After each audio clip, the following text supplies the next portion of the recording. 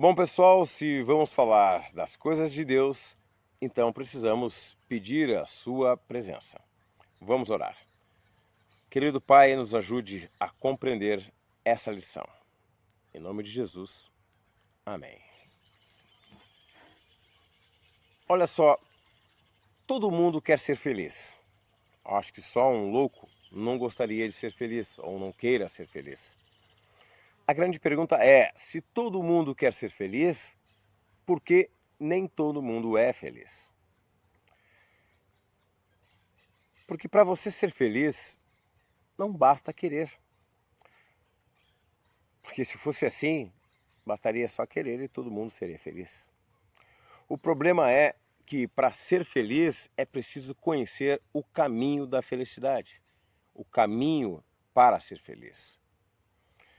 Quando você compra um aparelho eletrônico, um computador, um DVD, seja qualquer coisa, chega em sua casa, abre a caixa, tem um plástico e em cima desse plástico tem um livrinho que se chama Manual de Instrução ou Manual de Instruções.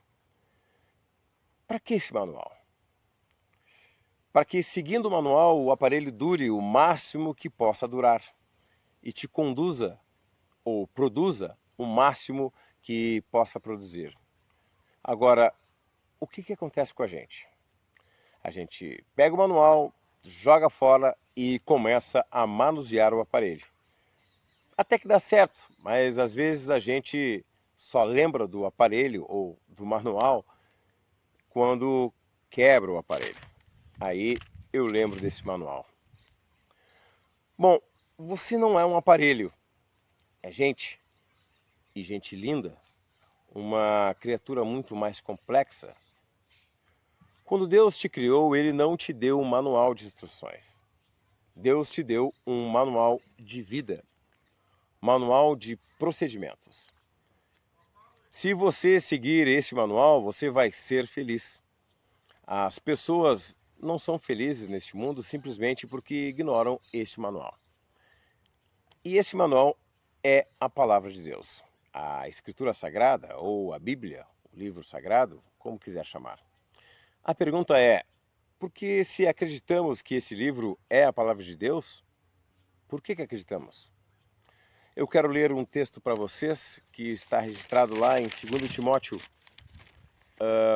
capítulo 3, verso 16 e 17, que diz assim: Toda a Escritura é inspirada em Deus, é útil para o ensino, para a retenção, para a correção e educação na justiça, a fim de que o homem de Deus seja perfeito e perfeitamente habilitado para toda boa obra. Eu chamo a sua atenção para essa última parte, onde diz perfeitamente habilitado para toda boa obra. O dia que o ser humano aceitar que esse livro é a palavra de Deus, tomar os seus princípios e aplicá-los à vida, ele estará habilitado para toda boa obra, para ser um esposo feliz, um empresário produtivo, um filho feliz, um ser humano realizado. Porque tem muita gente derrotada neste mundo, simplesmente porque não conhece o manual de instruções. Não conhece o mapa, o roteiro, o caminho para ser feliz. E eu acredito que esse livro é a palavra inspirada de Deus, simplesmente porque o próprio texto bíblico diz que toda a Escritura é inspirada por Deus. A palavra Bíblia é composta por vários livros. A própria palavra Bíblia vem do grego biblion, que quer dizer livros. Divide-se em Antigo Testamento ou Velho Testamento e Novo Testamento, antes e depois do registro do nascimento de Jesus. A Bíblia ela tem 66 livros, 39 no Antigo Testamento e 27 no Novo Testamento. foi escrita por aproximadamente 40 autores durante 1.600 anos. A língua original, ou as línguas originais da Bíblia são hebraico e aramaico para o Antigo Testamento e o grego para o Novo Testamento. Chama-se também Tanakh, um acrônico lembrando as grandes divisões dos escritos sagrados da Bíblia hebraica, que são os livros da lei, ou conhecido também como Torá. Os livros dos profetas, Nevi'im, e os chamados escritos, Ketuvim. Essa é a formação, então, do Antigo Testamento. Algumas passagens lá da Bíblia no Antigo Testamento foram escritas, poucas elas, tá? Muito poucas, mas foram escritas também em aramaico. Lá em Esdras são 67 versos, em Daniel já são 200 versos, Jeremias tem um verso em aramaico e Gênesis, lá em Gênesis 31, 47, foi também escrito em aramaico. Mas a grande maioria, todo o restante do Antigo Testamento, foi escrito em hebraico, uma língua semítica, uma variante do contínuo linguístico fenício-cananeu. A origem da expressão semítica vem dos povos originários de Sem, aquele filho de Noé. Por exemplo, os hebreus, fenícios, babilônios, caldeus, os árabes e os assírios. A principal característica semítica é de se escrever da direita para a esquerda, ao contrário que a gente escreve, né? Da esquerda para a direita. A Bíblia ela tem 1.189 capítulos e 31.102 versos. Já foi traduzida por mais de 2.500 idiomas diferentes, além de ser o livro mais estudado e o livro mais vendido do mundo. É incrível dizer que Moisés, que escreveu o primeiro livro, Gênesis, não conheceu João, que escreveu o Apocalipse, que escreveu o último livro. Há entre eles uma diferença de 15 séculos de distância entre os dois.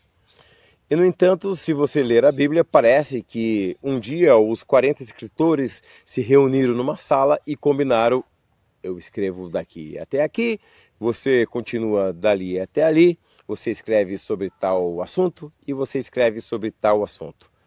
Tamanha a harmonia e unidade que tem a Bíblia. Porque tem uma unidade perfeita, dando, claro, a impressão de ser apenas um autor e não somente 40 escritores. Por que tudo isso? Simplesmente porque de trás deles tinha uma mente superior, uma mente divina e inspiradora. E essa, para mim, é outra prova da inspiração da Bíblia, a unidade da mensagem. Mas quem garante que realmente foram inspirados? Quem pode garantir? A Bíblia foi inspirada por Deus. Quem pode garantir isso? Bom, uma das explicações é a unidade das escrituras, pois como explicar mais de 40 escritores que não se conheciam escrever a mesma coisa? A mesma mensagem? Isso para mim já bastaria. Mas tem mais. As profecias bíblicas que provam, há muitas profecias bíblicas que provam que somente uma mente muito elevada e perfeita conhece tudo, ou conheceria tudo, desde o passado até o futuro. Muito mais que os escritores bíblicos, que por si só não teriam condição de falar certas coisas. Eu vou dar um exemplo para vocês lá de Isaías 40, verso 22. Encontra-se ali uma coisa bem interessante. E diz assim: Ele, se referindo a Deus, que está assentado sobre a redondeza da terra, cujos moradores são como gafanhotos. Percebam que sobre a redondeza da terra já está aqui mencionando que a terra é arredondada. Isaías, ele viveu 750 anos antes de Cristo. Isaías, muitos séculos atrás, disse que a terra era arredondada. Você conhece a história. Até 400, 500 anos atrás, as pessoas pensavam que a Terra era quadrada, por exemplo.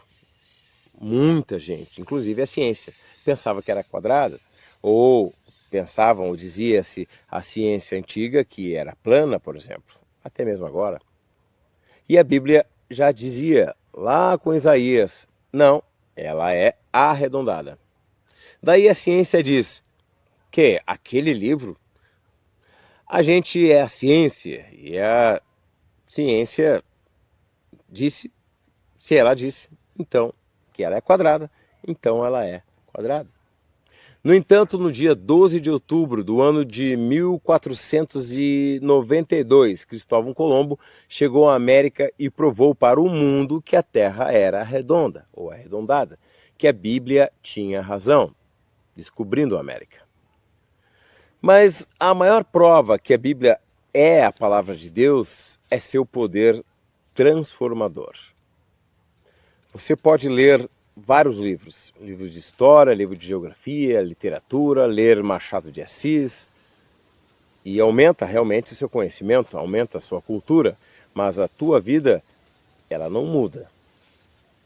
Agora, é impossível ler a Bíblia sem que a tua vida, não mude. Eu tenho visto jovens drogados, bêbados, assassinos, ladrões, serem transformados pelo poder da palavra de Deus. Há de se dizer que há entre essa Bíblia algumas diferenças. A Bíblia protestante, por exemplo, que é conhecida como a Bíblia evangélica, e a Bíblia católica. Todas foram traduzidas dos mesmos originais antigos. Existem dois tipos de Bíblia, uma católica e a outra protestante, que é a mesma evangélica. A Bíblia, ela tem 66 livros, mas a Igreja Católica reconhece 73 livros, alguns a mais que a grande maioria das igrejas não reconhece como inspirados por Deus. E por que isso? Veja só o texto de Romanos capítulo 3, verso 1 e 2. Diz assim: qual, pois, a vantagem dos judeus? Ou qual a vantagem da circuncisão? Muita, sob todos os aspectos, principalmente porque aos judeus foram confiados os oráculos de Deus, ou seja, a palavra de Deus foi a eles confiada. Quer dizer, os judeus podem não ter aceitado Jesus, podem ter rejeitado Jesus quando ele veio até a terra, o que pode ter sido o que for. Sabe, o dia que o ser humano aceitar que esse livro é a palavra de Deus, tudo muda. Tomar os princípios e aplicá-los à vida, ele estará habilitado para toda boa obra, para ser um esposo feliz, um empresário produtivo, um filho feliz, um ser humano realizado.